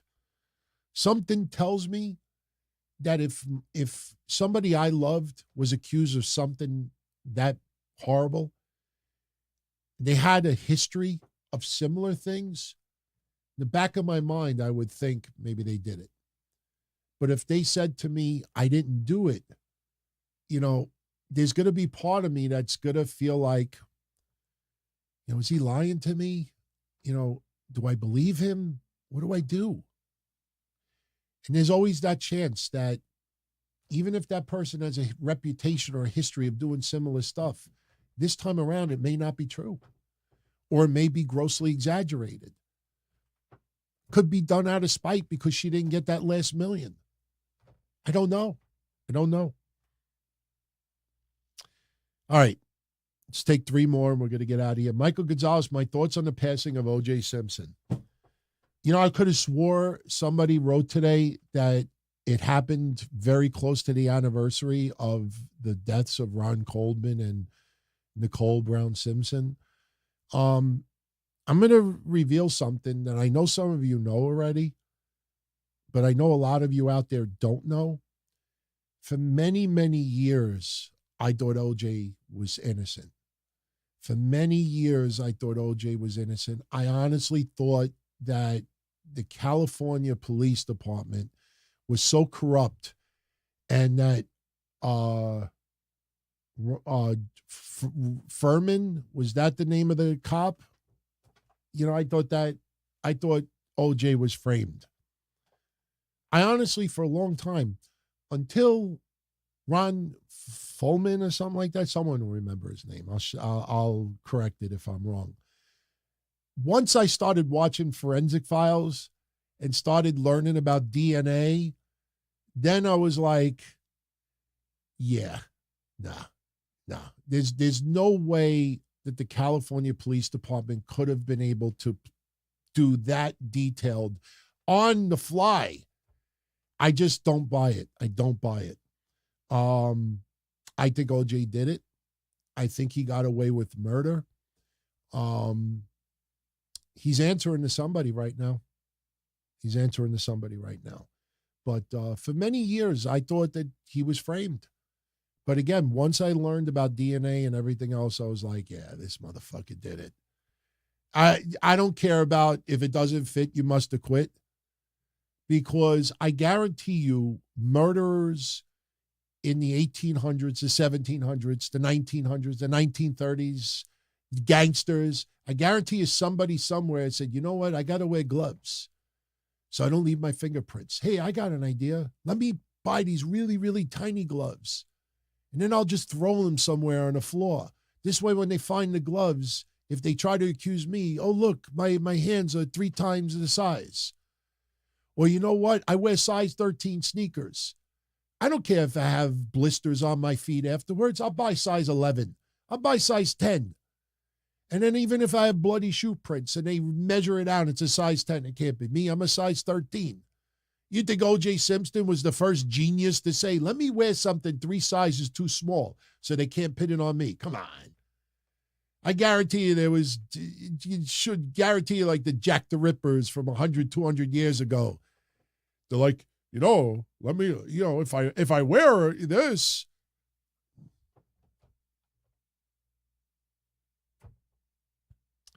I don't have any all-time lamest curtain jerkers. I don't think of curtain jerkers anymore. I don't even use the phrase Kevin and I talked about on Monday. Curtain jerker. One thing that's been great about the last 4 or 5 years with AEW and WWE is that we don't use the term curtain jerker anymore. That is one of the positives that's come out in the last 5 years, that it's okay to have a big match open up. Maybe Brock Lesnar deserves more of the credit, because Brock Lesnar, many times, you know what, can I go on first so I can leave and get out of this fucking building, before everyone else? Let me go back to my hotel. It's not even 9 o'clock. Maybe I could go stroll on the beach for a little while, take in the sunset. But curtain jerker not being used in wrestling is a good thing. Very good thing.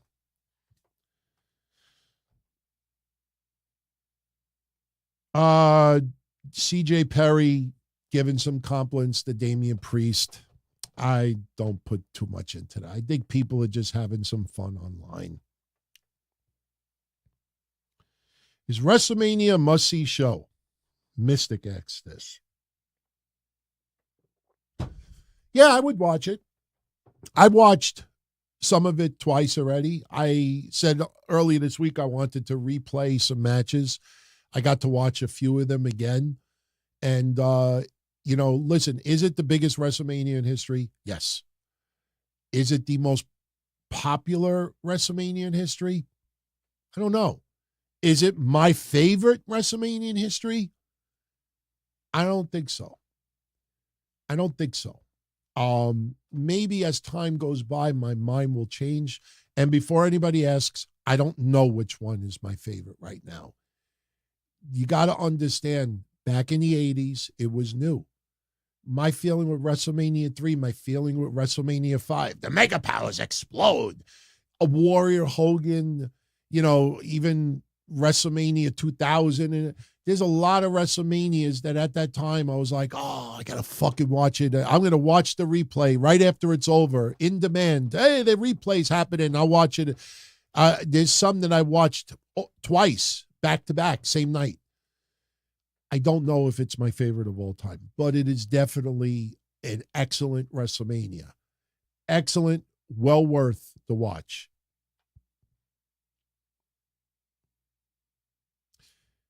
Yeah, we talked about Tama Tonga earlier. A lot of excitement for Tama Tonga.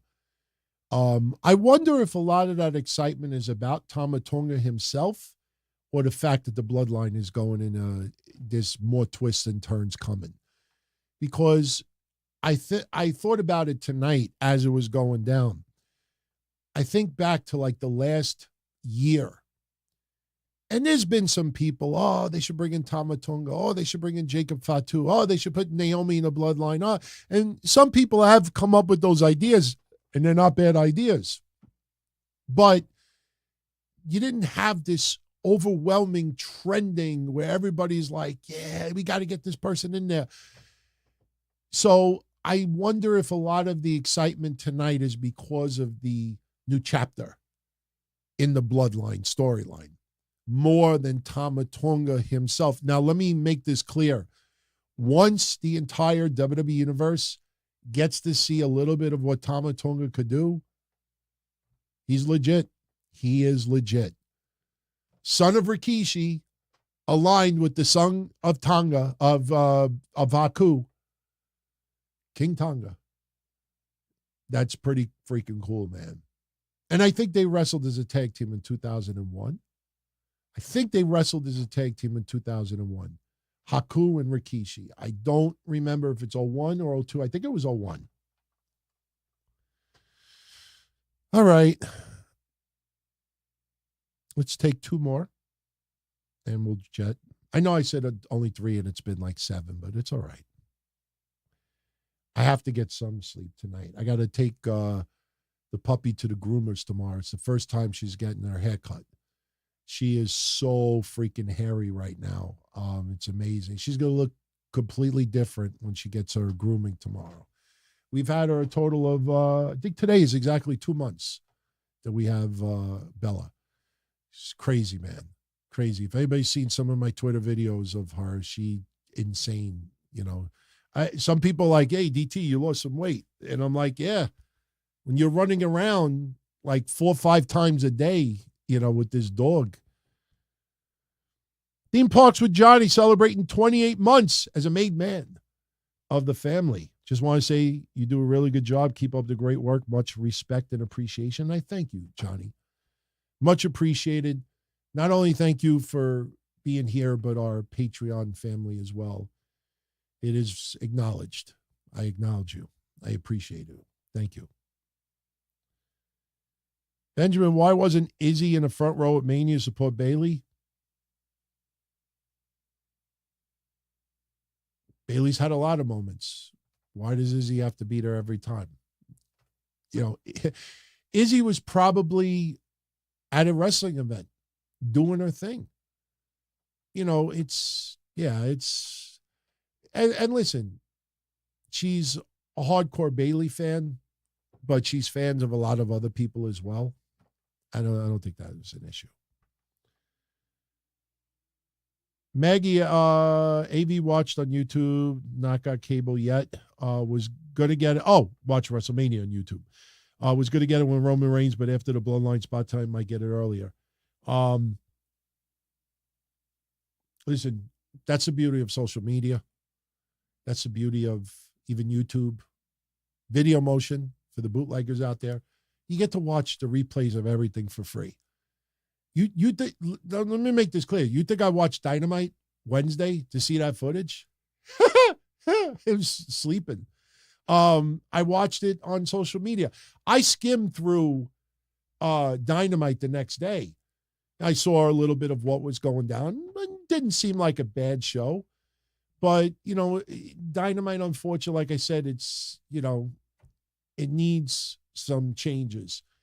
I think I've given, 6 different suggestions tonight. MJF is at the top of the list. MJF should be doing what CM Punk is doing right now. No excuse. No excuse. And I think MJF will be back soon. You bring MJF back. You bring back in Jack Perry. You have a little twist and a turn. Put Swerve Strickland's heavyweight championship. Yeah, I can see him go back to the mid-8s. Yeah, I do. Is the mid-8s everything is beautiful in the world again? No. But it'll, they did a lot of damage. It's going to take a long time to repair it. I wouldn't say a tornado went through AEW, but a tropical storm did. And they now have to do some repairs. Run DMG, what's wrong with taking easy Tony Khan money? There's nothing wrong with it. What I hate,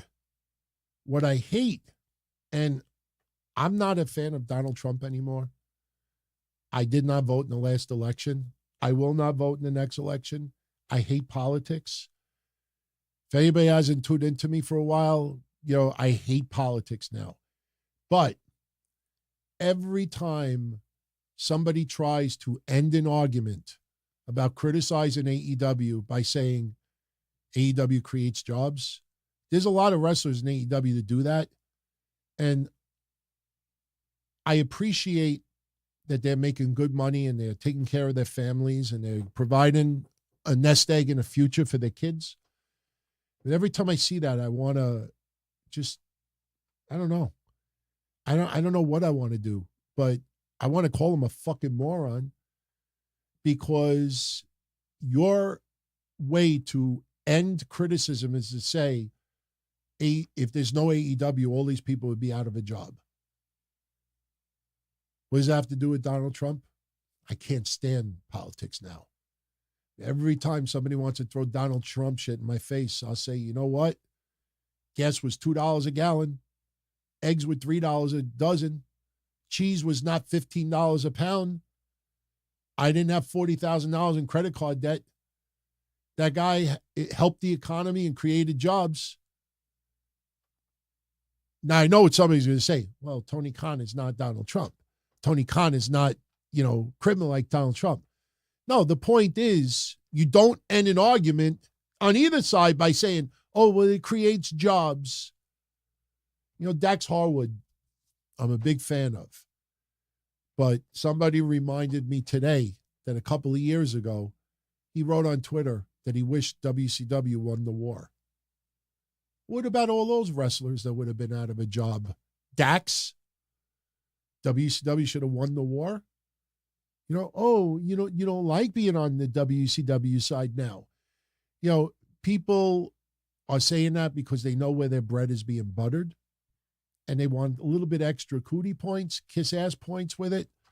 But I hate when you end the argument with, AEW creates jobs. If AEW goes out of business, a lot of people are out of work. So everything is okay.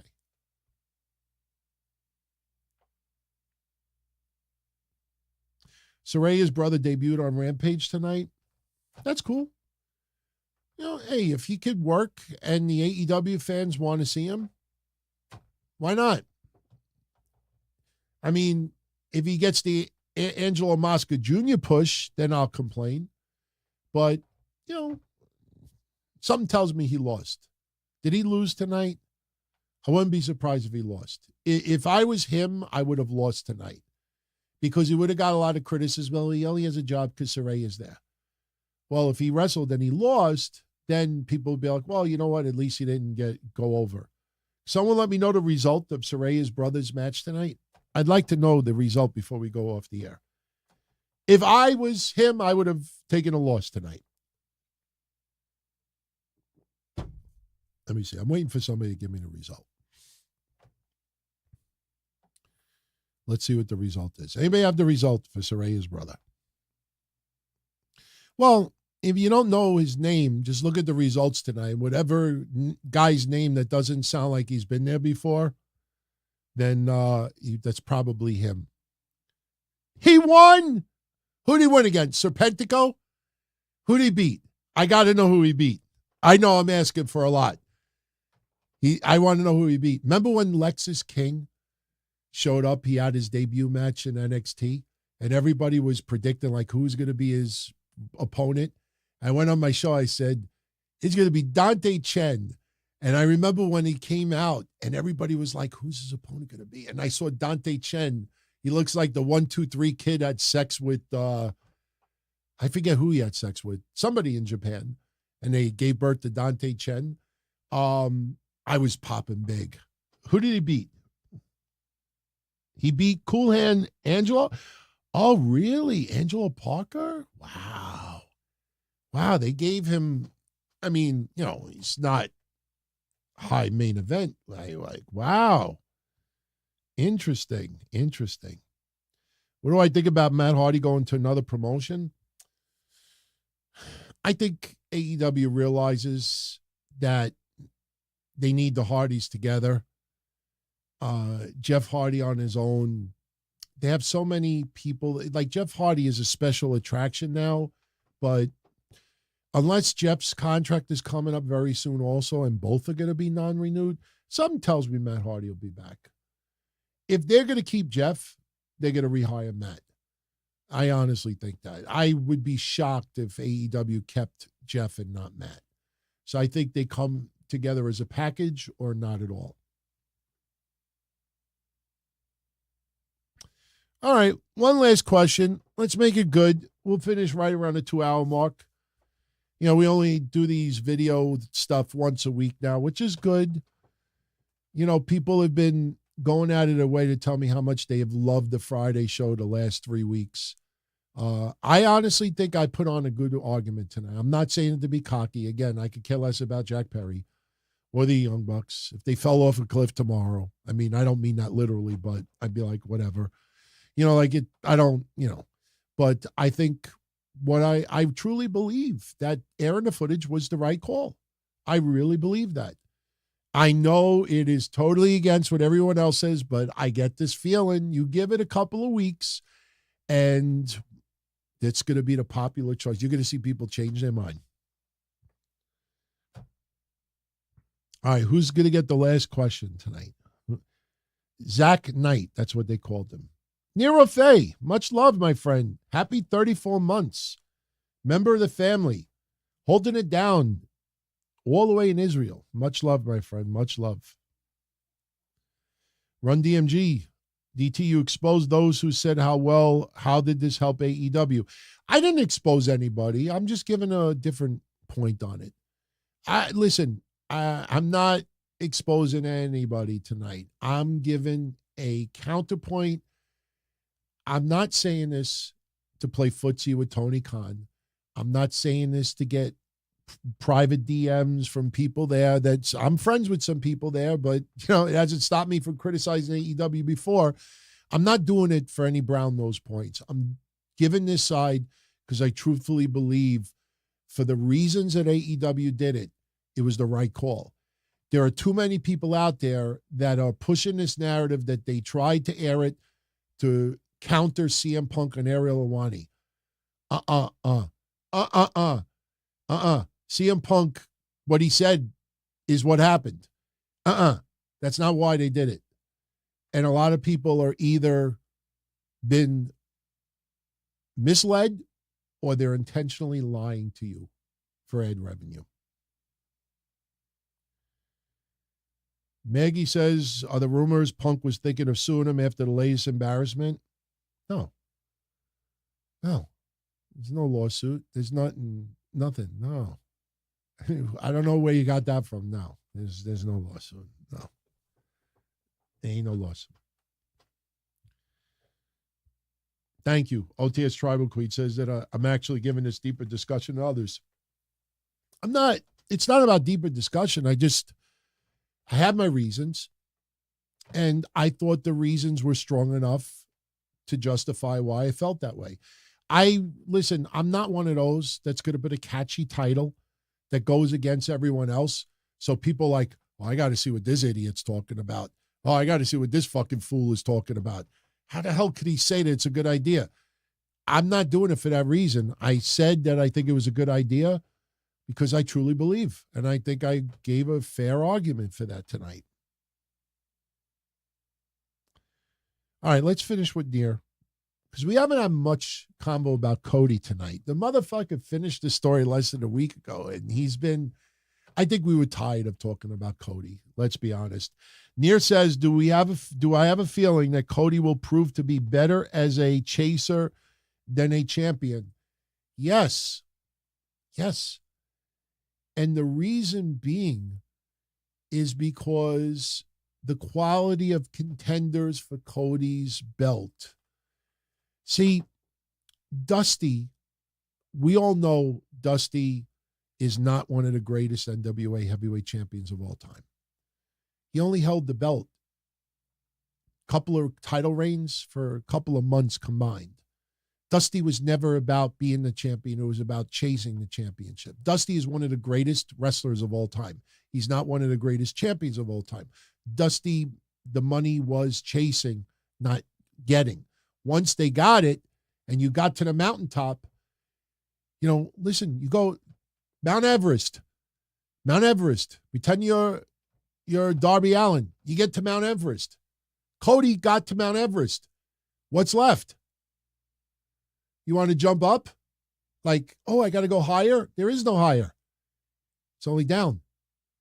You climb to the mountaintop and you're looking around. Oh, this is amazing. I got to the mountaintop. Now it's all downward. The problem that Cody has, that Dusty did not have, and a lot of champions did not have, is Roman Reigns is home. If Roman Reigns was still on TV, trying to get a rematch, feuding with Cody, fucking with Cody, and pushing this for months, there's that suspension of disbelief that you might convince enough people out there that maybe he could lose the championship.